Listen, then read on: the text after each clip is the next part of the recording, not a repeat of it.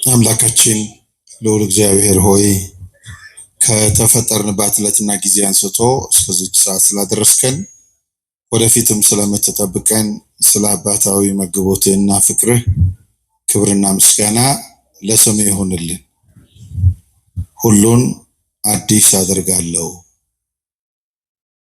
ክቡር ወንድማችን መምህር ቀሲስ ባህረ አብ የዚህ ታላቅ ቤተ መቅደስ የስብከተ ወንጌል ክፍል ኃላፊ፣ ክቡራን ሊቃውንት መምህራን፣ የዚሁ ታላቅ ቤተ መቅደስ የወንጌል አገልጋዮች፣ የቅዱስ ያሬድ ዜማ በረከት ያደረባችሁ ዘማሪያን፣ የነገይቱ ቤተክርስቲያን ተስፋ የምትሆኑ የሰንበት ትምህርት ቤት ደቀ መዛሙርት የእግዚአብሔርን ቸርነትና መግቦት ሽታችሁ በዚህ ታላቅ ቤተ መቅደስ በዚህ ሰዓት የተሰበሰባችሁ ኦርቶዶክሳውያን ቤተሰቦቻችን፣ ማህበረ ምዕመናንና ምዕመናት ሁላችሁ በክርስቶስ ሰላም እላችኋለሁ። እንደምን ሰነበታችሁ?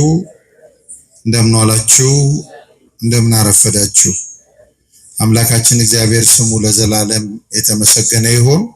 የሰው ልጆች ሁሉ መዳንና ነፃነት በማኅፀኗ የተጻፈባት አማላጃችን እናታችን ቅድስት ድንግል ማርያምን ጣዕሟን እና ፍቅሯን በልባችን አምላካችን እግዚአብሔር ይሳልብን። እንደ እግዚአብሔር ፈቃድ ባለን ውስን ጊዜ የምንማርበት የትምህርታችን ርዕስ ሁሉን አዲስ አደርጋለሁ በሚል ይሆናል። መቼም ነገረ ምጽአት ሲታሰብ በአብዛኛው ከፍርሃት ጋራ ከመደንገጥ ጋራ ነው የምናስተናግደው። አንዳንድ ዝማሬዎቻችንም ስንሰማቸው እውነት የሆኑም ግን ፍርሃት በልባችን እያጫሩ እያስደነገጡ እና የክርስቶስ መምጣት ለኛ ምንም ጥቅም እንደሌለው አድርገን እንድናስብ የሚጋብዙ ሁኔታዎች ይታያሉ። በእኛ ልማድ ማለት ነው። እና በዚህ ትምህርት እውነት በመዘግየቱ እንጠቀማለን ወይ? በመምጣቱስ እንጎዳለን ወይ? ክርስቶስ ሲመጣ ለክርስቲያኖች የተሻለ አይደለም ወይ የሚሉትን ሐሳቦች ጥቂት አካፍላችኋለሁ ማለት ነው። ባለፈው ሳምንት እሁድ በተነበበው ወንጌል በማቴዎስ ወንጌል በምዕራፍ 24 ላይ ጌታችን ከተናገራቸው በጣም ቁልፍ ጉዳዮች መካከል አንዱ የሰው ልጅ ምልክት በሰማይ ይታያል የሚል ነው። ይሄ የሰው ልጅ ምልክት የተባለ በሊቃውንቱ ትርጓሜ እንደተቀመጠልን መስቀል ነው። ክርስቶስ ሲመጣ መስቀሉ ይታያል። መስቀሉ የሚታይበት መንገድ ግን የተለየ መንገድ ነው። በቀራንዮ እንደተመለከትነው አይነት አይደለም። በቀራንዮ አንድ ጎስቋላና ምስኪን በደም የተጨማለቀ ሰውነት ገንዘብ ያደረገ በራሱ ላይ የሾህ አክሊል የደፋ እና በጨካኞች አማካኝነት መዳፉ የተቸነከረ ከዛ አልፎ ደግሞ አይሁድ ተሰብስበው ምራቃቸውን እየተፉ እስቲ አንተ ራስን አድን ኤልያስን ይጠራል እያሉ ሲዘባበቱበት በነበረ ሁኔታ የተገለጠ መስቀል ነው። የቀራንዮ መስቀል፣ በቀራንዮ የተገለጠው መስቀል በአጠቃላይ የርግማን ምልክት ሆኖ ለኛ ቤዛ መድኃኒት የሚሆነው አምላካችን የኛን በደል በራሱ ላይ አምሮ የተገለጠበት ነው መስቀሉ። ስለዚህ ዛሬ መስቀል አሻሚ ታሪክ ነው ያለው። የሚከራከሩን ብዙ እንዲሆን ያደረገበት ዋና ምክንያት እግዚአብሔር በትህትና የተገለጠበት መስቀል ነው። ከዚህ የተነሳ መስቀልን ለመቀበል ብዙዎች ይቸገራሉ። ነገር ግን አሁን ክርስቶስ ሲመጣ የሚታየው መስቀል በቀራንዮ እንዳለ ያለ መስቀል አይደለም። ፀሐይ አትወጣም። ፀሐይ ስፍራዋን ለመስቀል ትለቃለች። የመጀመሪያው ይሄ ነው። ፀሐይ በቀን የምትወጣው ፀሐይ ክርስቶስ ሊገለጥ ሲል ስፍራዋን ለመስቀሉ ትለቃለች። በፀሐይ ቦታ የሚያበራው መስቀል ነው እና መስቀል አብርቶ ይታያል። መስቀል የክርስቶስ ዙፋን ሆኖ ይታያል። መስቀል ለክርስቲያኖች ተስፋ ሆኖ ይታያል። የሚያጌጡበት፣ የሚከብሩበት፣ ዋጋ የከፈሉለት መስቀል፣ የተንገላታንለት መስቀል፣ ብዙ ሰማዕታት በጉድጓድ ውስጥ ከነ ሕይወታቸው የተቀበሩለት መስቀል፣ ለአናብስት ጉድጓድ የተጣሉበት መስቀል፣ ይህ መስቀል ከብሮ ይታያል እና በዚህ ጊዜ ይሄ መስቀል ሲታይ ሶስት ወገኖች ያለቅሳሉ ይላል አንድ ሊቅ። አንደኞቹ አህዛብ ናቸው። አህዛብ ያለቅሳሉ። አምላክነቱን መድኃኒትነቱን ያልተቀበሉ አህዛብ ያለቅሳሉ። በተራ ሎጂክ በተራ ፍልስፍና ሰው በፈጠረው ፍልስፍና ተመርተው አምላክ ሰው እንዴት ይሆናል? ሰው ከሆነ ሰው እንዴት አምላክ ይሆናል? በሚል ፍልስፍና የክርስቶስን አምላክነትና መድኃኒትነት ያልተቀበሉ አህዛብ ያልገባቸው ማለት ነው። ያልገባቸው ለፀሐይና ለጨረቃ እየተንበረከኩ የሚኖሩ አህዛብ ያለቅሳሉ። እግዚአብሔር አስቀድሞ ሰውን በሱ መልክ እንደፈጠረው የማያውቁ ይህን የዘነጉ የእግዚአብሔርን መልክ ገንዘብ ያደረገ ሰው ነፃ ፈቃዱን ተጠቅሞ ይህንን ሰውነት የከበረው ማንነት የባርነት አዋራ አልብሶ ያ ብርሃን የሆነ እግዚአብሔር እንዳይታይበት የሆነ ድንግዝግዝ መስታወት ማለት እንዲህ የሆነ ሰው ይህንን የቀደመ መልክ ለመመለስ ሰው የሆነውን አምላክ መቀበል የቸገራቸው አሕዛብ ያለቅሳሉ። ለቅሷቸው ግን የማይጠቅም ለቅሶ ሆነ። ዋይታ ነው። አምላክነትን በተቀበልን መድኃኒትነትን ባመንን ብለው ያለቅሳሉ። ነገር ግን ምንም ጥቅም የሌለው ጩኸት ነው። የማይጠቅም ጩኸት ነው። እኛ ክርስቲያኖች አምላክ ሰው እንዴት ይሆናል ተብለን ብንጠየቅ፣ አዎ ሰው ይሆናል። ለምን? ፍቅር፣ ወሰን የለው ፍቅር። ለዚህ ነው አሕዛብ ፍቅር የማይገባቸው፣ ገዳይነትን ገንዘብ የሚያደርጉት፣ እምነታቸውን ለማራመድ በሰይፍ በሰው ልጆች ላይ የሚጨክሩት ፍቅር አያውቁም። የእኛ አምላክ ግን ፍቅር ነው። ስሙ ለዘላለም የተመሰገነ ይሁን። ምን ሰው አደረገው እግዚአብሔርን ብንባል ፍቅር እንላለን ማለት ነው። ፍቅር ምን ማለት መሰላችሁ? በአጭር ቋንቋ ለምሳሌ የኛ ሀገር ጠቅላይ ሚኒስትር አሉ። የኛ ሀገር ጠቅላይ ሚኒስትር እዚህ መጥተው እዚህ ጋር ይሄ ሳሩ አካባቢ መጥተው ውሃ ማጠጣት ሲያጠጡ ልናያቸው እንችላለን። ይችላሉ አይችሉም? ነገሩ ይችላሉ አይችሉም? ይችላሉ። እዚህ ጋር ያለ አትክልተኛ ግን እሳቸው ወንበር ላይ ሄዶ መቀመጥ ይችላል? እንደዚህ ነው እግዚአብሔር። በእኛ መልክ ተገለጠ። እኛ እሱን መሆን አንችልም ነበረ፣ እሱ ግን እኛን ሆነ። ስሙ ለዘላለም የተመሰገነ ይሁን። ዓለም የቸገረው ነው። ስለዚህ አሕዛብ ያለቅሳሉ። በቃ በተቀበልነው ይሄ እንደ ብርሃን የሚያምረውን መስቀል አይተው ያነባሉ፣ ያለቅሳሉ። ግን ጥቅም የሌለው ልቅሶ ነው። ሁለተኞቹ መናፍቃን ናቸው። መናፍቃን ናቸው። ወዳጆች ያደራችሁን የፕሮቴስታንት ባሪያ እንዳትሆኑ። አዎ ባሪያ፣ አንዳንድ ጊዜ ቤተክርስቲያንን ተጠግተው ባሪያ የሚሆኑ ሰዎች አሉ። ባሪያ የመናፍቅ ባሪያ የሚሆኑ የሚቀላውጡ አሉ። ቤተክርስቲያኒቱን ሳያውቋት ሳይረዷት ቀላውጠው የሚኖሩ ሰዎች አሉ። እንዲህም እንዳንሆን ወዳጆች፣ ሁለተኞቹ መናፍቃን ናቸው። ያነባሉ። ለምን? ክርስቶስን በትህትና የተገለጠ ቤዛ መሆኑን ዘንግተው አምላክ ወልደ አምላክ መሆኑን ረስተው በዚህ ምክንያት እንደ ተራ ፍጡር አማላጅ ነው ለማኝ ነው ብሎ የሚያስቡት መናፍቃን ያለቅሳሉ። መስቀሉን ዙፋኑ አድርጎ ሲገለጥ ያለቅሳሉ። ለፍርድ ሲገለጥ ያለቅሳሉ። አምላክነትን በተቀበል ኖሮ ብለው ያነባሉ። ግን ለቅሷቸው የማይጠቅም ለቅሶ ይሆናል። ሶስተኞቹ የሚያለቅሱት ሰነፍ ክርስቲያኖች ናቸው። እስቲ ሰነፍ ክርስቲያኖች በሉ። በደንብ ጮክ በሉ። ሰነፍ ክርስቲያኖች በሉ እስቲ። አዎ ሰነፍ ክርስቲያኖች ማለት ቤተክርስቲያን በልማድ የሚመላለሱ ቤተክርስቲያን የምትነግራቸውን የማይሰሙ ትራዲሽናል ክርስቲያኖች አሉ። ዝም ብለው መሳለም ብቻ፣ ጠበል መጠጣት ብቻ፣ ቤተክርስቲያን አካባቢ መገኘት ብቻ፣ አውደ ምሕረት አካባቢ መምጣት ብቻ፣ መዘመር ብቻ፣ ከዚህ መሻገር ያልቻሉ ክርስቶስን መቀበል፣ መልበስ፣ ስጋውን መብላት፣ ደሙን መጠጣት ያልቻሉ ክርስቲያኖች ቤተክርስቲያን እየነገረቻቸው ኑራ ድንገት ክርስቶስ ሲመጣ ራቆታቸውን ስለሆኑ ከመስቀሉ ጋር አይዋሃዱም። በአንገታቸው ካሰሩት መስቀል ጋር አይዋሃዱም። አያሳዝንም? የክርስቲያን በአንገታቸው ከተነቀሱት መስቀል ጋር አይዋሃዱም። መስቀሉ ብርሃን ሆኖ ይገለጣል። እነሱ አዋራ እንደለበሱ ናቸው። አዋራ የለበሰ መስታወት ታውቃላችሁ አይደል? አዋራ የለበሰ መስታወት ፊታችንን በደንብ ማሳየት ይችላል? ይችላል? እንደዚህ ነው። የክርስቶስን ስጋ ያልበሉ ደሙን ያልጠጡ ክርስቲያኖች አዋራ የለበሰ ማንነት ያላቸው፣ ተጠምቀዋል፣ ክርስቶሳውያን ሆነዋል። ግን ጥምቀታቸው አዋራ እንደለበሰ ነው። አዋራውን የሚያነሳው የክርስቶስ ደም ነው። ወደሙ ለእግዚእነ ኢየሱስ ክርስቶስ ያነጻንም ሁሉ ኃጣውኢነ የኢየሱስ ክርስቶስ ደም ከኃጢአት ሁሉ ሊያነጻን የታመነ ነው ይላል ሐዋርያው። ስለዚህ ሶስተኞቹ እነዚህ ናቸው። ቤተ ክርስቲያንን በሰማናት ኖሮ በእድሜያችን ላይ ዝም ብለን ቀልደን አንተ መጣህ ብለው ያለቅሳሉ። እነዚህ ማለት ምን መሰላችሁ? መብራት አላቸው፣ ዘይት የጎደለባቸው ናቸው። ከዛ ውጪ እኛ አናለቅስም።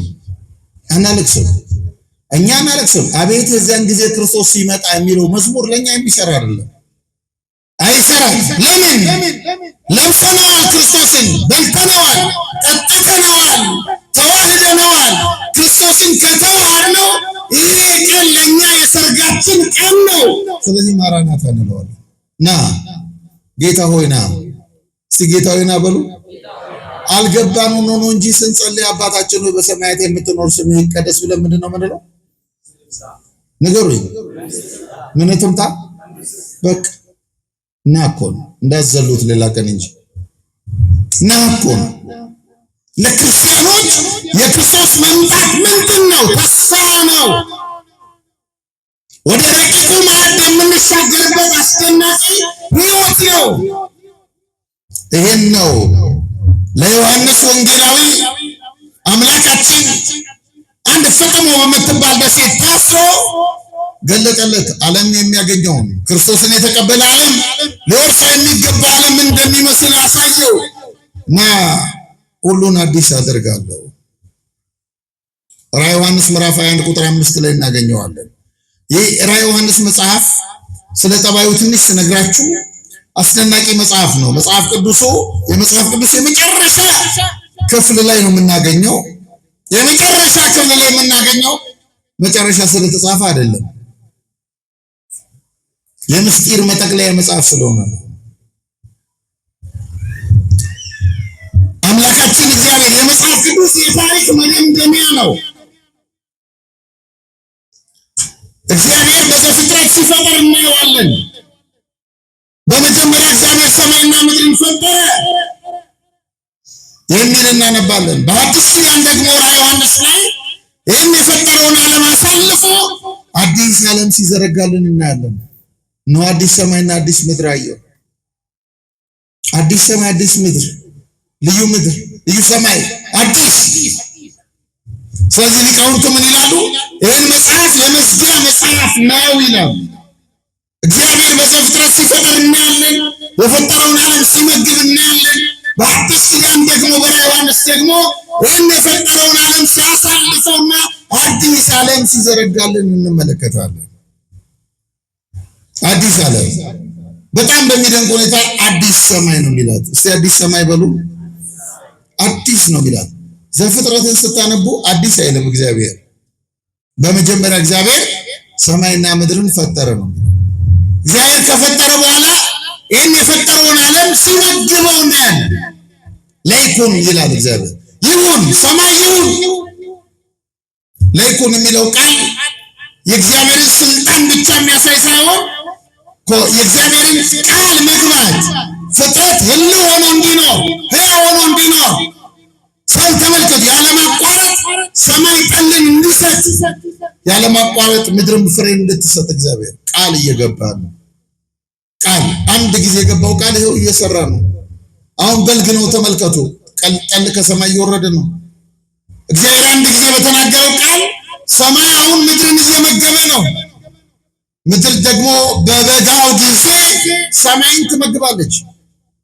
ለዚህ ነው ታላቁ ነብይ እግዚአብሔር ቅዱስ ዳዊት ዘይገለብቦ ለሰማይ በደመና ወያስተደሉ ክረምተ ለምድር ዘያበቁል ሳረ ውስተ አድባር፣ ሰማይን በደመና የሚሸፍን በተራሮችም ላይ ሳርን የሚያበቅል ለምድርም ክረምትን የሚያዘጋጅ እርሱ ማን ነው? አልሰማችሁም? ማን ነው እሱ? ስለዚህ ወዳጆች ተመልከቱ። እግዚአብሔር ሰማይና ምድር እንዲመጋገቡ አድርጎ ይችን ግን በራዕየ ዮሐንስ የሚገልጥልን ሰማይ አዲስ ነው የሚላት።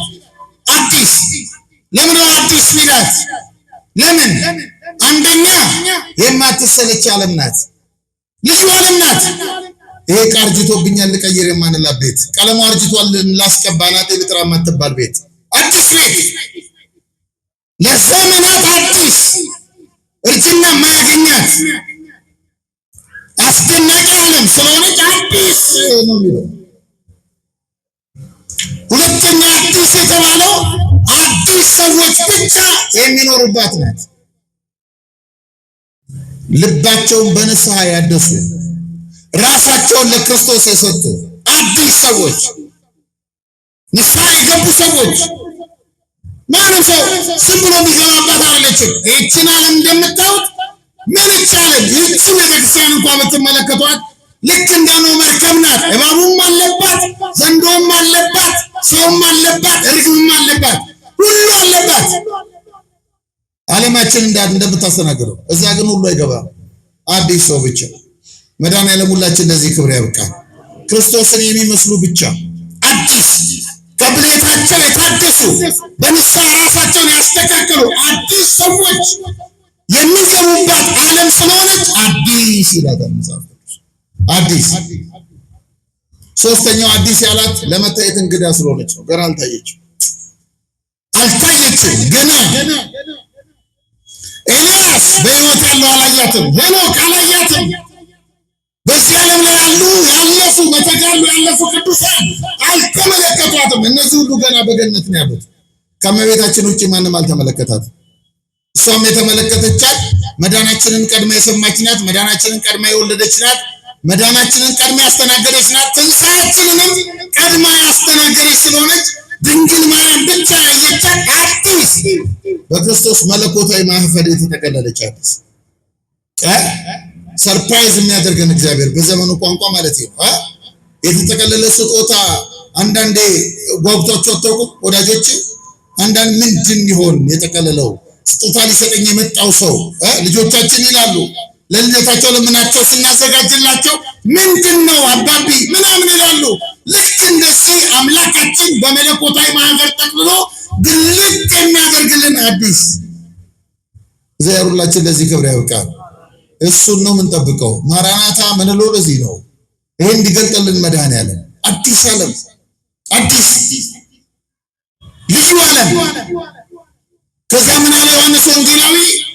እነሆ አዲስ ሰማይና አዲስ ምድር አየሁ አለና የቀደሙት አይታሰቡም አለ። ያልፋሉ አለ። ያልፋሉ። የትኛው ነው የምታልፈው? የትኛው ሰማይ ነው የሚያልፈው? ጌታ ነግሮናል በወንጌል ሰማይና ምድር ያልፋል አለ። ሰማይና ምድር ያልፋል የሚለው ቃል ግን አያልፍም አለ። ሰማይና ምድር ያልፋል ሲል አምላካችን ምን እያለን ነው ወዳጆች? 7 ሰማያት አሉ።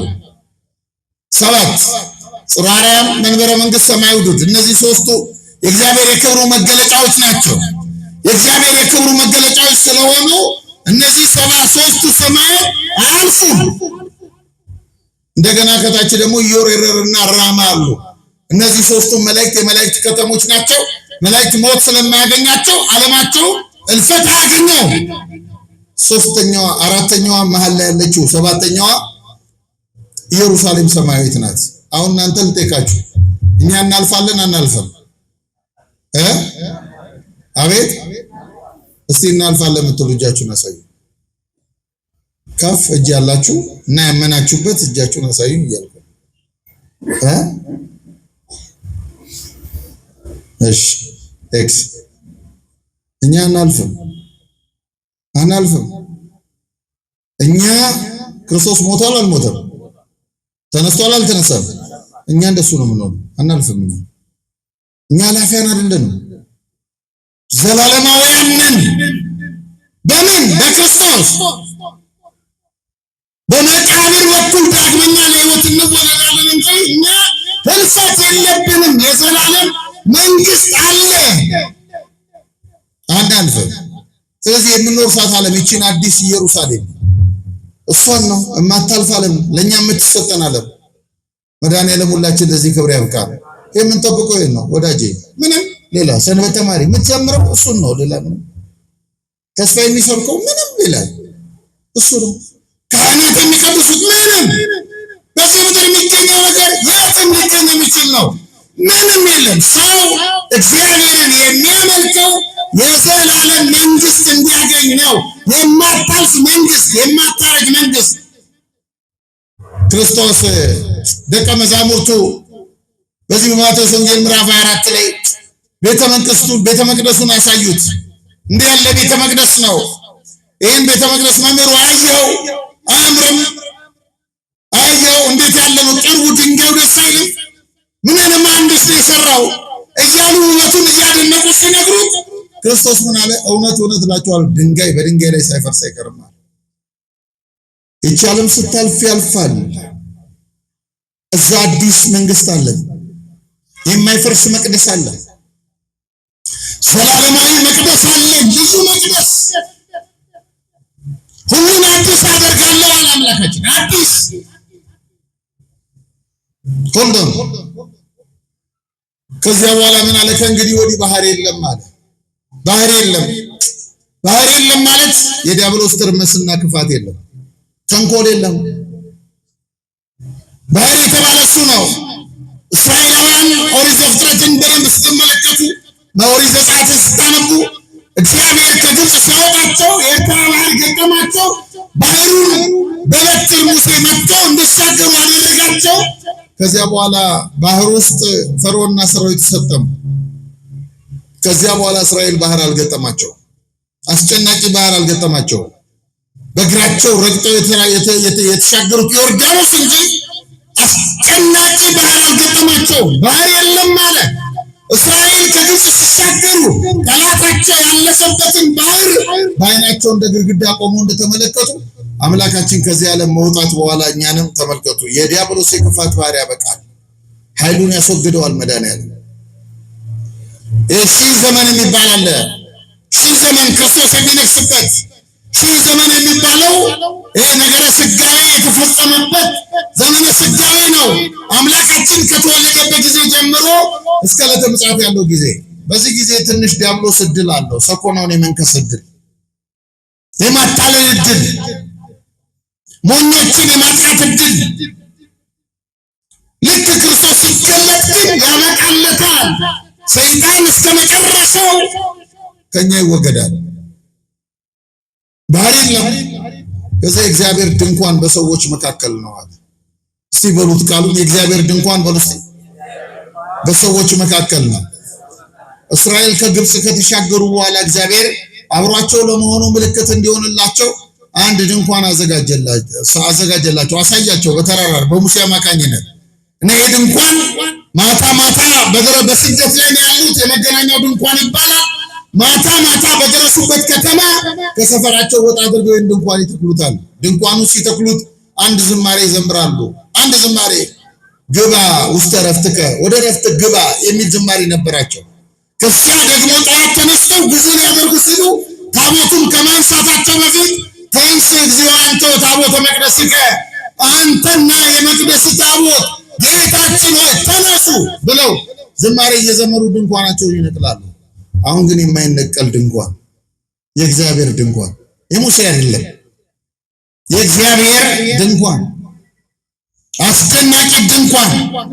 ምን ማለት መሰላችሁ? በአጭር ቃል የእግዚአብሔር ድንኳን በሰዎች መካከል ነው ማለት በአጭር ቃል ያን ጊዜ አባታችን ነው የሚለው ጸሎት ያበቃለታል። እየሰማችሁኝ ነው? ኧረ መልሱልኝ። ምን የሚለው ጸሎት አልኳችሁ? አዎ አንጸልየውም፣ በሰማይ አንጸልይም። ይሄን ጸሎት እዚህ ነው የምንጸልየው። ይሄን ለምን? እስቲ አብረን እንበለው። አባታችን ሆይ በሉ እስቲ። በሰማያት የምትኖር ስምህ ይቀደስ፣ መንግስትህ ትምጣ። ምን ትምጣ? ከተሰጠችን በኋላ መንግስትህ ትምጣ እንላለን። አለ አዲስ ቅኔ፣ አዲስ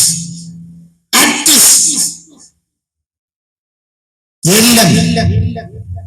ፊት ለፊት እናየዋለን ክርስቶስን። በስዕል የምትመለከቱትን አምላካችሁን ልክ ነው እንደምታዩት እርሱን ፊት ለፊት ታዩታላችሁ። መድኃኒዓለም ሁላችሁ ለዚህ ክብር ያብቃችሁ። ክርስቶስን ከማየት በላይ አለ ክብር ወዳጆቼ? ታዲያ ምጽአቱ እኮ ለኛ ክብር ነው። በቃ የለም የለም። ፊት ለፊት የምናያትን በስዕል የምናያትን ድንግል ማርያምን ያን ጊዜ ፊት ለፊት እናያታለን። ልክ እንደምታዩኝ እናቶች ታዲያ የማይናፍቃሉ? ስዕሏ ፊት ስትቆሙ ይናፍቃችሁ የለም? ታዲያ ፊት ለፊት እኮ ነው የምታዩት ያለው በአካል። ማራናታ እስቲ ማራናታ በሉ። ጌታ ሆይ ና እኮ ነው ቤተክርስቲያን የምትለው እኮ ነው። ና ለምን? የቤተክርስቲያን ክብሯ ነው። አዲሲቱ ኢየሩሳሌም ለበዓል እንደተዘጋጀች ሙሽራ ከሰማይ ስትወርድ አየኋት ይላል ራዕየ ዮሐንስ እዛው ምዕራፍ 21 ላይ አየኋት። ኢየሩሳሌምን ሙሽራ ይላታል። በአዲስ ኪዳንም በብሉይ ኪዳንም መጽሐፍ የኢየሩሳሌምን ታሪክ ብታጠኑ አንድ ትንሽ ከተማ ናት ኢየሩሳሌም። ትንሽ አንድ ዋና ከተማ ናት። የፍልስጤም ዋና ከተማ ነበረች። ነገር ግን በራዕየ ዮሐንስ ደግሞ ይህችን ከተማ ሙሽራ ይላታል። ባቢሎን ደግሞ በተቃራኒው ባቢሎን መጽሐፍ ቅዱስ ስታነቡ ብሉይ ኪዳንም አዲስ ኪዳንም ስታነቡ እስከ ዮሐንስ ድረስ ባቢሎንን ታላቂቱ ባቢሎን ይላታል። የዓለም ከተማ ነበረች። ሮማውያን ነገስታት መናገሻ ከተማ አድርገዋት ነበረ።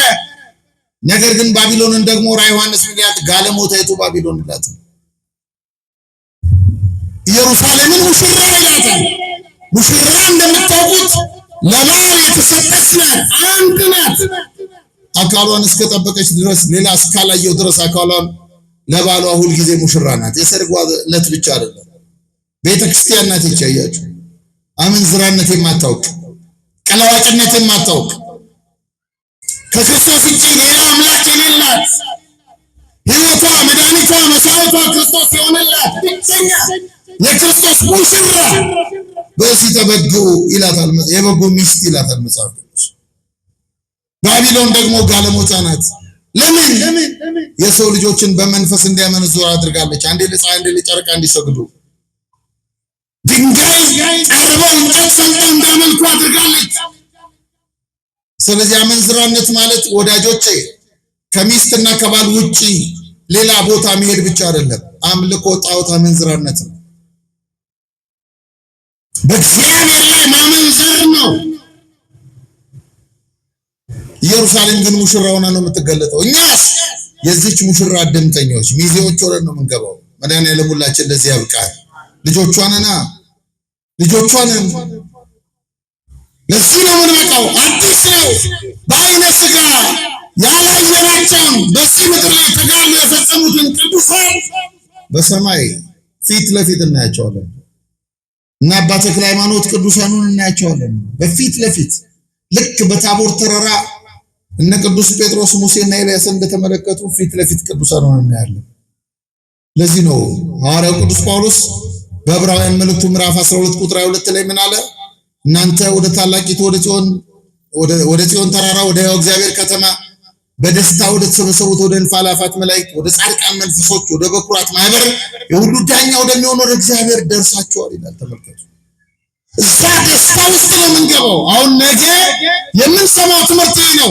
እዚያ ውስጥ የታመኑ ክርስቲያኖች የሚገቡበት የደስታ ዓለም የእግዚአብሔር ድንኳን በሰዎች መካከል ነው። ከዚያ ምን አለ? ያለፈው ስርዓት አልፏል አለ። እስቲ ያለፈው ስርዓት አልፏል በሉ በደንብ። ያለፈው ስርዓት አልፏል ማለት የአሳዳጅና የተሳዳጅ ስርዓት ያልፋል። የአፈናቃይና የተፈናቃይ ስርዓት ያልፋል። የአልቃሽና ያስለቃሽ ስርዓት ያልፋል። የተራና የባለስልጣን ስርዓት ያልፋል። የተማረና ያልተማረ ስርዓት ያልፋል። በዚህ ምድር ላይ ያሉ እኛን ለስቃይ የዳረጉን ጉዳዮች በሙሉ አጠቃላይ ምድራዊ ስርዓት ያልፋል። ያለፈው ስርዓት ያልፋል። ስለዚህ ነው ማራናታ ምንለው። ጌታ ሆይ ና ለምን ይሄ የሚያሰቃየን ዓለም እንዲያልፍ ይሄ ታናሽና ታላቅ የሚያደርገን ዓለም እንዲያልፍ ይሄ አንደኛና ሁለተኛ ዜጋ የሚያደርገን ዓለም እንዲያልፍ ማራናታ ና። ይሄ በጎጠኝነት የምንናከስበት ዓለም እንዲያልፍ ራስ ወዳድነታችን ማራናታ ና አንሱ ካልመጣ ይሄን ስርዓት ሊያሳልፈው የሚችል የሚጠቀልለው እሱ ነው። እንደ ትኩሳት ይጠቀልለዋል፣ ያሳልፈዋል። የሚያልፈው ዓለም ይሄ ነው የምትመለከቱት ጠፈር። ይሄ ጠፈር ማለት የረጋ ውሃ ማለት ነው። ጠፈረታታ ነው ግዙ ረጋ፣ የረጋ ውሃ። ይሄን የረጋ ውሃ የተሸከመው መድኃኒዓለም ነው። እጁን ብቻ ነው ዞር የሚያደርገው ሲመጣ። ይሄ የቆምንበት መሬት የብስ ነው። ዛጽና ለምድር ዲበማይ ምድርን በኋላ ያጸና የተባለ ክርስቶስ ነው፣ እግዚአብሔር ነው። በስር ያለው በዚህ መሬት ስር የእግዚአብሔር መዳፍ ነው። መዳፉን ዞር ሲያደርግ ምድር ትከዳለች ወዳጅ። ያን ጊዜ ግን እሱ መዳፍ ላይ ያሉ ክርስቲያኖች እሱ ተሸክሟቸው ይሻገራል። እሱ ተሸክሞ ልክ እስራኤል በደረቅ እንደተሻገሩት ያለፈው ስርዓት አልፈዋል። ሰውየው ናይጄሪያዊ ነው፣ ኦርቶዶክሳዊ ነው፣ ነጋዴ ነው፣ ጎበዝ ኦርቶዶክሳዊ እና ከሰኞ እስከ ዓርብ ይነግዳል። ቅዳሜ ማህበራዊ ጉዳይ ይፈጽማል። እሑድ ማለዳ ተነስቶ ቅዳሴ አስቀድሶ ስጋው ደሙ ተቀብሎ መንፈሳዊ ተግባር ፈጽሞ እንዲህ ነው ህይወቱን የሚያሳልፈው። እና አንድ ቀን ወደ ነጮቹ ሀገር ሄደ፣ አውሮፓ እቃ ለመግዛት። ሀገሩ የሚሸጠው እቃ ለመግዛት አውሮፓ ተሻገረ። እዛ ተሻግሮ አንድ ሆቴል ተከራየ። ከዚያ እቃ ለመግዛት ወደ ገበያ ሲሄድ አንድ ቤተክርስቲያን አየ። ልክ እንደዚህ ያለ ቤተክርስቲያን በቃ አገሬ እንደማደርገው እሑድ በሌሊት ተነስቼ መጥቼ አስቀድሼ ቆርቤ ምናምን ወደ መኝታ ሄጄ አርፋለሁ አለ። እሑድ ደረሰ። እሑድ ሌሊት መጣና ሊገባ ሲል ዘበኛው አትገባም አለው። ለምን አለው። አይ ይሄ ነጮች ቤተክርስቲያን ነው ጥቁር አይገባም አለው። የተማረ ስለሆነ አስረዳው። ኧረ እባክህ ወዳጄ እኔ ጥቁር ሆንኩት አንተ ነጭ ሆንከው አንተን በጣም ስፔሻል አምላክ ሰርቶ አይደለም እኔን ትንሽ የሆነ ምናምን መልአክ ተለማምዶብኝ አይደለም። እኔም አንተም የሰራን አንድ አምላክ ነው። እኔም አንተም መሰረታችን አዳም ነው። እኔ ጥቁር የሆንኩት ከሰሃራ በታች ስለምኖር ነው፣ ፀሐይ በሚበረታበት ዓለም። ይህን አስረዳው። ቴንኪዩ በጣም አመሰግናለሁ። እስከ ዛሬ እኮ የሚገርም እኛን ነጮችን በጣም አንድ ጥሩና ትልቅ አምላክ የሰራ እናንተን ጥቁሮችን ደግሞ እነ ሚካኤል ገብርኤል የተለማመዱባችሁ ነበር ይመስለኛል። እና በጣም ጥሩ ትምህርት ነው ያስተማርከኝ፣ ገብቶኛል፣ ግን አትገባም አሉ። ለምን አልገባም? ከገባህ እውነት ለምን አልገባም አሉ። አትገባም። ለምን? አይ የገባኝ እኔ ነው እንጂ አለቆቼን አልገባቸውም። እና አለቆቼ ጥቁር ለምን አስገባ ብሎ ስለሚያባሩኝ አምሰው አትገባም አሉ። ክርስቲያኖች አሁን በህሊናችን ላይ የሾምናቸው አሉ ክርስቶስን አውጥተን እና ይሄን ዓለም ማየት እንዳንችል የከለከለን አደገኛ ነገር እና በቃ እንዳለው በሩ ተዘጋ፣ ቅዳሴው ተገባ። እሺ ባልገባ እንኳን ባልቆርብ እንኳን ሲቀድሱ ልስማ ብሎ ጆሮን ቢያስጠጋ አይሰማም፣ ድምፅ አይወጣም። እንደኛ ሀገር ማይክሮፎን በውጭ አይፈቀድም። አንዳንድ ሀገር እኔ ሞጥቼ አይቻለሁ፣ የለም። መቅደሱ ደግሞ ግንብ ነው እንደምታዩት። ማይክሮፎን የሚፈቀደው ለውስጥ ብቻ ነው። ቢያስጠጋ አልሰማለው። አለቀሰ ስቅስቅ ብሎ ሲያለቅስ እግዚአብሔር እዛው ድካም ቢጤ ያመጣበትና አስተኛው። ሲሚንቶ ተኛ። በህልሙ መጣ እዛው እግዚአብሔር።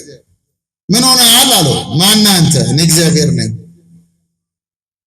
ሪፖርት ማቅረብ ጀመረ። ወይ አምላኬ ልትቆጣኝ ነው የመጣው? እንደምታየው እኔ ላስቀድስ ብቆርብ ነበረ። ዛሬ ሰንበት ነው፣ በመቅረቴ ነው የመጣሁት እንደዚህ ነበረ። ነገር ግን ይኸው እንደምታየው ነጮቹ ጥቁር አይገባም ብለው አብረው ምናምን አድርገው ብሎ ሪፖርት አቀረበለት። እግዚአብሔር ግን ባጭር ቃል ምን ብሎ መለሰለት? ወዳጄ ባለመግባት አታልቅስ፣ እንኳን አንተ እኔም አልገባውም። ዝም ብለው ነው የሚጮውታል መቅደስ ውስጥ። አዎ ሰው ጥሎ ምንጣፍ የሚስበው እግዚአብሔር የለም ወዳጅ፣ የለም።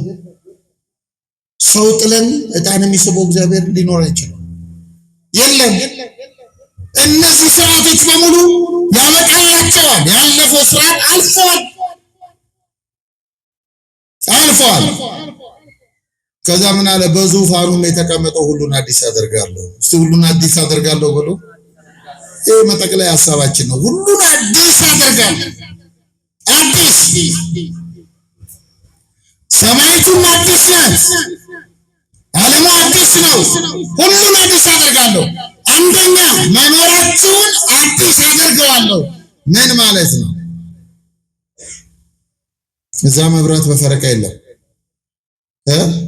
መብራት ጠፋ ሻማ ለግዛ የለም። እዛ መጽሐፍ ቅዱሳችን ምን ይለናል?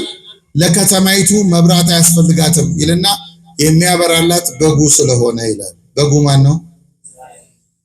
በጉ ማን ነው? ኢየሱስ ክርስቶስ።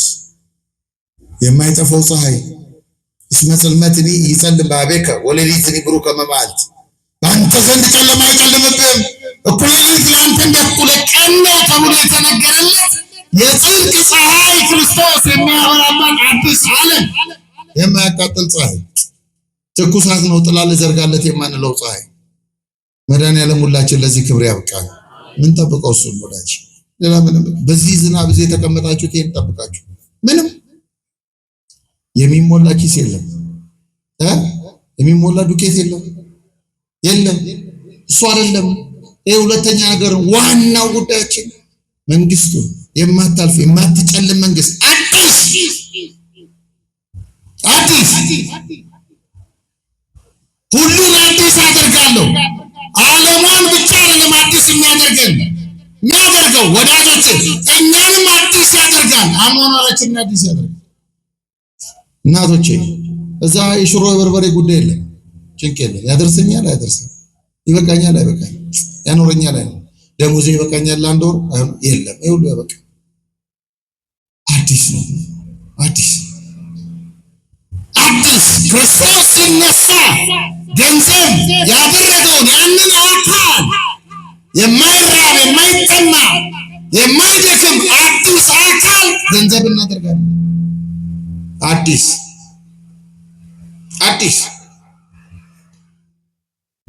እናቶቼ እዛ ታሞ መርፌ መወጋት የለም፣ አዲስ ህመም የለም። እዛ አርጅቶ ጎብጦ በትር መያዝ የለም። አዲስ ሴቶቹ በየትኛው እድሜ ቢሞቱ በየትኛው በ80 በመቶ በህፃንነትም ቢሞት ስንነሳ የሔዋንን መልክ ቁመት እድሜ ይዘን እንነሳለን። እየሰማችሁ ነው? የማንን አልኳችሁ? ሴቶቹ የሔዋንን መልክ ቁመት እድሜ ማለት የ15 ዓመት ኮረዳውን እንነሳለን። ከዛ መርጀት የለም። ታዲያ ይናፈቅም ይሄ መንግስት አለ። ይናፈቃል። አቤት የዛ ጊዜ አንልም፣ ና ነው እንጂ ምንለው። ና አንተ ስትመጣኛ አዲስ እንሆናለን። ና ነው ምንለው። የሁል ጊዜ ጸሎቷ ነው ቤተክርስቲያን። ሀዳሴ ነፍስ የምትሰሙት ጠቅላላ የቅዳሴያችን የነፍስ መሻገሪያ ማለት ነው። አጠቃላይ መንግስተ ሰማያትን እንድንናፍቅ የሚያደርገን ነው። በቅዳሴ ማርያማችን አዳፌ ነፍስ ወአንትሙ ሕዝበ ክርስቲያን በከመ ተጋባይክሙ በዛቲ ዕለት ከማሁ ያስተጋባይክሙ ወደብረ ጽዮን ቅድስት ወኢየሩሳሌም አጋዚት። እናንተ የክርስቲያን ወገኖች ሆይ በዚህ እንደተሰበሰባችሁ ነፃ በምታወጣ በኢየሩሳሌም ሰማያዊት ይሰብስባችሁ። አዲስ ወንድ ልጅ በየትኛውም ዕድሜ ቢሞት የአዳምን መልክ ቁመት ዕድሜ 30 ዓመት ጎልማሳ ሆኖ ይነሳል። ከዛ በኋላ ማርጀት የለም። ሁሉን ምን አደርገዋለሁ አለ። አዲስ እድሜ በአዲስ ኪዳን ጸጋ አይደለም። እየሰማችሁ ነው ክርስቲያን? እድሜ ምን አይደለም አልኳችሁ? እድሜ ቀጠሮ ነው እንጂ ጸጋ አይደለም። ማረጋገጫችን ድንግል ማርያም ናት። በስንት ዓመት ሆነ የሞተችው? ንገሩኝ። እና 80 የሞላቸው ሰዎች አይታችሁ ታውቁ? በጽድቅ ተሽሎ ነው እነሱ። እድሜ ጸጋ ቢሆን ከመቤታችን በላይ ሊጠግብ የሚችል ነበር በዚህ ምድር ላይ ነበር? ክርስቲያኖች የለም። እድሜ ቀጠሮ ነው። ቀጠሮ እንዲህ ላስረዳችሁ። እግዚአብሔር አዳምን በገነት እንዲኖር የሚፈልገው 1000 ዓመት ነበረ። የእግዚአብሔር ፈቃድ፣ የአዳምና የእግዚአብሔር ፈቃድ መስማማት ነበረበት። ፍሪ ዊል የሚባላል ነፃ ፈቃድ። አዳም 1000 ዓመት ከኖረ በኋላ ዕፀ ሕይወትን ይበላል። ዕፀ ሕይወትን ከበላ በኋላ ሰውነቱን ያድሳል። ለሞት ተቃራኒ ሆኖ ይኖር ነበረ። አዳም ግን 7 ዓመት ከኖረ በኋላ በለስ በላ። በበላ ቀን ትሞታለህ አለው እግዚአብሔር። በለስ በላ፣ ከገነት ወጣ። ከወጣ በኋላ በምድር ላይ 930 ዓመት ኖረ። ስንት ዓመት አልኳችሁ? ስንት? እሺ እግዚአብሔር ስንት ነበር በገነት እንዲኖር የፈለገው? 1000። አዳም ከወደቀ በኋላ 930 ዓመት በአዳም ዘመንና ከዚያ በኋላ የተነሱ በጣም ምናምን እድሜ 900 ምናምን አካባቢ ነበረ። ትልቁ እድሜ ማቱሳላ ነው። 969 ኖሯል። ነገር ግን የውሃ ጥፋት ከመጣ በኋላ በኖህ ዘመን እግዚአብሔር ምድርን በኃጢአቷ በውሃ ካጠፋት በኋላ ኖህና ቤተሰቦቹ ከመርከብ ሲወጡ አዲስ ኪዳን ገባ። እግዚአብሔር ምድርን በውሃ አላጠፋትም አለና ኪዳን ገባ እና ቀስቴን በደመና ዘረጋለሁ አለ። ይህንን የማዳን ኪዳን ሲገባ እግዚአብሔር እድሜውን ሰበሰበና ወደ 600 አመጣው። ወደ ስንት? የማዳን ኪዳን ሲገባ ነው የሰበሰበው። ተመልከቱ፣ ወደ 600። ከዛ በዘመነ ዳዊት ደግሞ እግዚአብሔር ዳዊት ላይ አደረና የሰው እድሜ ስንት ነው አለ? 70። ሲሰባ ብሉ ካለፈ ስንት ነው? ከዚያ በኋላስ ሐሳር ድካም ነው አለ። አካሉ ጠላት ይሆንበታል። ድካም። አሁን 70 ነው የሰጠን። ለምንድን ነው 70 የሰጠን? እኛ ሀገራችን በሰማይ ነው። ክርስቶስ ሊያድነን ከተገለጠ በኋላ አምላካችን ሞትን ድል አድርጎ ሲነሳ ሰብስቦን ይዞ ሊወጣ ይገባ ነበር። ራሱም ብሎናል፣ እምከመ ተለአልኩ ምድር ስብ ኩሎ ሀቤ፣ እኔ ከምድር ከፍ ከፍ ባልኩ ጊዜ ሁሉን ወደ ራሴ ስባለሁ ብሎን ነበር። ለምንድን ነው በዚህ ምድር ላይ የተወን ብትሉኝ፣ አዳም በገነት ስንት እንዲኖር ፈልጎ ነበር እግዚአብሔር? 1000። አዳም በምድር ላይ ስንት ዓመት ኖረ? 930 ሲደመር 70 ስንት ነው? እሷን እንድንሞላ ነው የተወን። እሺ ሁሉ ለምን 70 አይኖርም ትለኝ ይሆናል። አይኖርም። ኦርቶዶክሳዊነት ማካፈል ነው። ክርስቶስ ስጋውን የሰጠን አምላክ ነው አይደለ? እንጀራ ብቻ አይደለም፣ እድሜ እናካፍላለን። አንዳንዱ 100 ይኖርና አንዱ 40 ይኖራል። 30 ለአንዱ ሰጡት። ሀገራችን ቤት ነው በሰማይ አዲስ በሆነች ዓለም፣ እርጅና በማያገኛት ዓለም፣ በጉን አምላካችንን ፊት ለፊት በምናይባት ዓለም ሁሉን አዲስ አደርጋለሁ አለ። ወደ ጌታ ደስታ ገባ ማለት ይሄ ነው ወዳጅ። አዲስ ሁሉ መልካም። ቀጥሎ ምን አለን ዮሐንስ በራእዩ? እግዚአብሔር ይህን ከተናገረ በኋላ አልፋና ኦሜጋ እኔ ነኝ አለ። አልፋና ኦሜጋ ማለት ሀና ፐ ማለት ነው። መጀመሪያ የሌለኝ መጀመሪያ፣ መጨረሻ የሌለኝ መጨረሻ። ሰው የተናገረው አይደለም፣ እኔ ነኝ የተናገርኩት አለ እግዚአብሔር አለና ከዛ ለተጠማ እንዲያው በነፃ ሰጠዋለሁ አለ። ምን ላለ? አልሰማችሁም? ለተጠማ እግዚአብሔርን ለሚጠሙት ነው ይሄ መንግስት። እንደምንጠማው መድኃኒዓለም ይርዳል። እግዚአብሔርን መጠማት እንዴት መሰላችሁ ወዳጆቼ? ዳዊት ዋልያ ወደ ውሃ ምንጭ እንደሚናፍቅ አለ፣ ነፍሴ ዘወትር አንተን ትናፍቃለች። ማን ወደ ውሃ እንደሚናፍቅ? አቤት። እሺ ዋልያ ወደ ውሃ እንደሚናፍቅ ማለት ምን ማለት ነው? ክርስቲያኖች ዋልያ መኖሪያው ተራራ ላይ ነው። ዋልያ የሚኖረው ተራራ ላይ፣ ተራራ ላይ ታምር ካልሆነ ውሃ የለም። ስለዚህ ዋልያ ውሃ ለመጠጣት ከተራራ ይወርድና ታች ወርዶ ሐይቅ ውሃ ጠጥቶ ረፍቶ ወደ ተራራው ሲወጣ ልክ ጫፉ ላይ ሲደርስ ተመልሶ ይጠማዋል። ፊቱን ወደ ውሃ ያዞራል። እግዚአብሔር እንዲህ መጠማት አያችሁ። ካገለገልነው በኋላ መጠማት፣ በትዳራችን መጠማት፣ በስራችን መጠማት፣ በስልጣናችን መጠማት፣ በህይወታችን መጠማት፣ በአጠቃላይ በመውጣት በመውረዳችን እግዚአብሔርን ከተጠማ ነው አዲሲቱ ሰማይ የኛ ናት። ባለመክሊት አትራፊዎች እንሆናለን። እግዚአብሔርን የሚጠሙ ሰዎች ያተርፋሉ፣ ፈቃዳቸውን ይፈጽማሉ። የእግዚአብሔርን ፈቃድ በፈቃዳቸው ውስጥ ያስተናግዳሉ። ፈቃዳቸውን ከእግዚአብሔር ፈቃድ ጋር ያስታርቃሉ። አንድ አባ ጴሜን የተባለ አባት ምን ይላል? የሰው ትልቁ ውድቀቱ ፈቃዱ ከእግዚአብሔር ፈቃድ ጋር በተጋጨ ጊዜ ነው። ኃጢአት በሰራ ጊዜ አይደለም። ኃጢአት ሰው ስለሆነ ይሰራል። ሰው ኃጢአት ይሰራል፣ ይወድቃል፣ ይነሳል። ግን ትልቁ የሰው ውድቀቱ ምንድነው ብትሉኝ፣ ፈቃዱ ከእግዚአብሔር ፈቃድ ጋር ሲጋጭ። ስለዚህ ክርስቲያኖች ሁሉ አዲስ የሚሆንባት ዓለም አለን። በዚህ ምድር ላይ ባይሞላልን ቢጎልብን በቀን 3 ጊዜ መብላት ቢቸግረን በዚህ ምድር ላይ ማልቀስ ቢበዛብን በዚህ ምድር ላይ እንባ ቢበዛ መከራ ቢበዛ ስቃይ ቢበዛ አምላካችን ክርስቶስ ይመጣል። ሁሉን አዲስ የሚያደርግበት ዓለም ያዘጋጅልናል። አንድ ነገር ነግሬያችሁ ላብቃ። ካህናት ሲመርቁ በጣም ሰምታችኋቸው ከሆነ እንዲህ ይላሉ፣ የስሙ ቀዳሽ ብለው ምን ይላሉ? ቀጥሎ የክብሩ ወራሽ። የምኑ? የስሙ ቀዳሽ ጸጋ ነው፣ የልጅነት ስልጣን ነው። ስሙን የመቀደስ አባታችን ሆይ በሰማያት የምትኖር ስምህ ይቀደስ የማለት ስልጣን በባህሪው ቅዱስ የሆነውን አምላክ ስምህ ይቀደስ የማለት ስልጣን ጸጋ ነው። የክብሩ ወራሽ ደግሞ ዕጣ ፈንታ ነው። ልጆች ከሆነን ደግሞ አለ ቅዱስ ጳውሎስ ወራሾች ነን፣ ልጆች ነን። የአባታችን ቤት ነው እርሱን የወረስነው እኛ፣ የአባታችንን ቤት የምንወርሰው እኛ ነን ወዳጆቼ። ስለዚህ ሁሉ አዲስ የሚሆንበት ዓለም አለ። የምንጠብቀው እሱን ነው። እሱን ለማግኘት ደግሞ እነገሌን ምናምን ትተን ራሳችን ለዚህ አዲስ ማንነት የሚሆን ገንዘብና ጠባይ ገንዘብ ማድረግ ይጠበቅብናል። ራሳችንን ብንሳ ማደስ፣ ሰውነታችንን ማጠብ፣ ለቅዱስ ሥጋውና ለክቡር ደሙ መብቃት ሕይወታችንን እንዲህ ካደረግነው አምላካችን ክርስቶስ ይመጣል። ሲመጣ የሚገለጠው ብርሃን ብርሃናውያን ከሆንን ከኛ ጋር ይዋሃዳል። የምንጠብቀው እሱ ነው። ስለዚህ ማራናታ እንለዋለን። ጌታ ሆይ ና አንተ ስትመጣ መንግስታችንን ትሰጠናለህ፣ መኖሪያችንን ትሰጠናለህ እንለዋለን እና ለክርስቲያን ናፍቆት እንጂ ፍርሃት አይደለም። በመምጣቱ እንጠቀማለን እንጂ አንጎዳም። በመምጣቱ የማያረጅ ማንነት ገንዘብ እናደርጋለን እንጂ አንወድቅም።